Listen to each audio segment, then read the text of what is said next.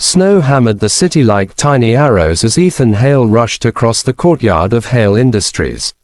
He was the CEO, brilliant, respected, terrifyingly efficient, but today, panic curled in his chest.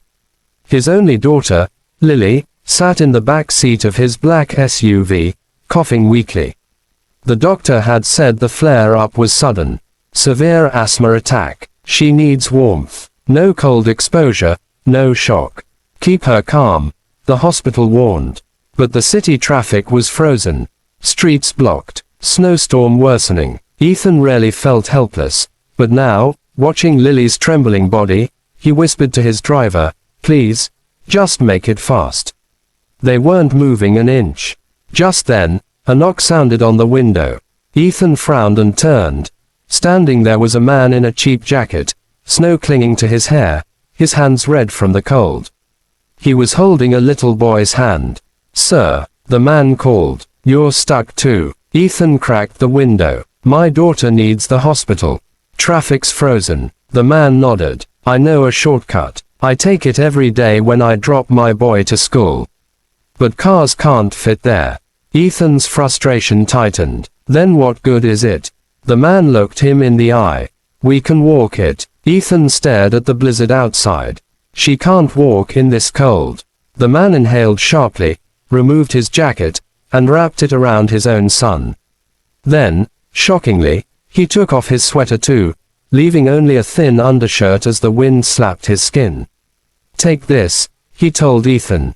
"Wrap her in it. It's thick and dry." Ethan blinked. "You'll freeze." "I'm a single dad," the man replied.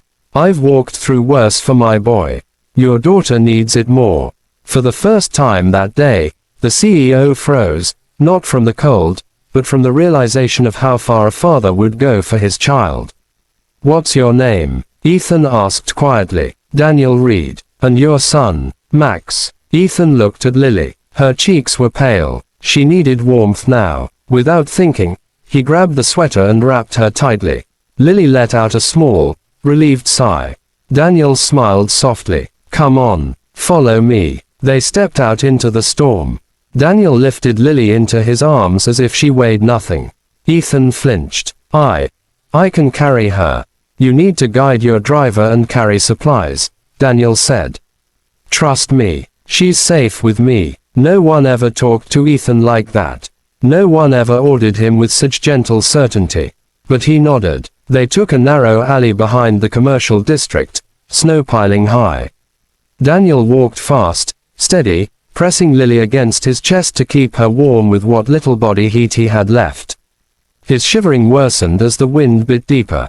At one point, Ethan saw Daniel stumble. "You're freezing," he said. Daniel just smiled through chattering teeth. "Dads don't fall. Not when a kid is scared." Max tugged Ethan's sleeve. "My dad always helps people. Even when he's tired." The words pierced deeper than the cold.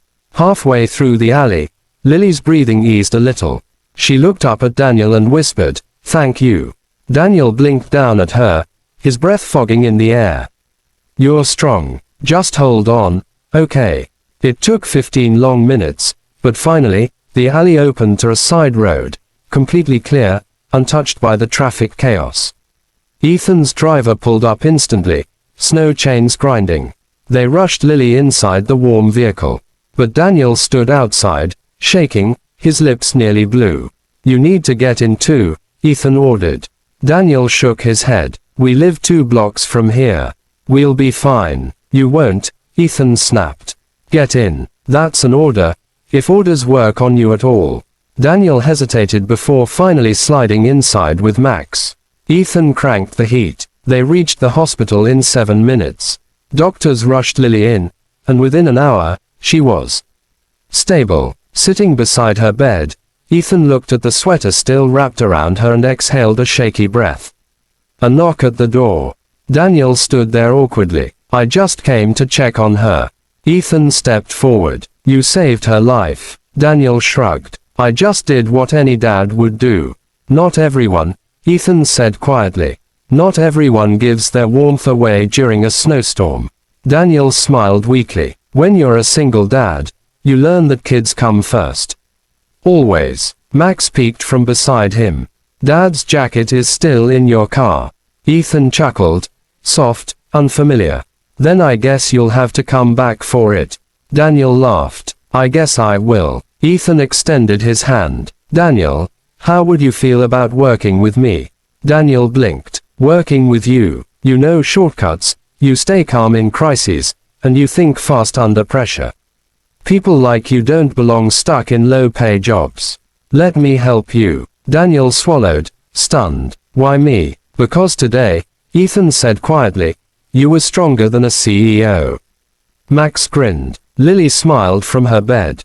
Something warm, something human filled the room. From that night on, the Reed family and the Hale family stayed connected. Because sometimes, in a storm, one man taking off his jacket can change everything.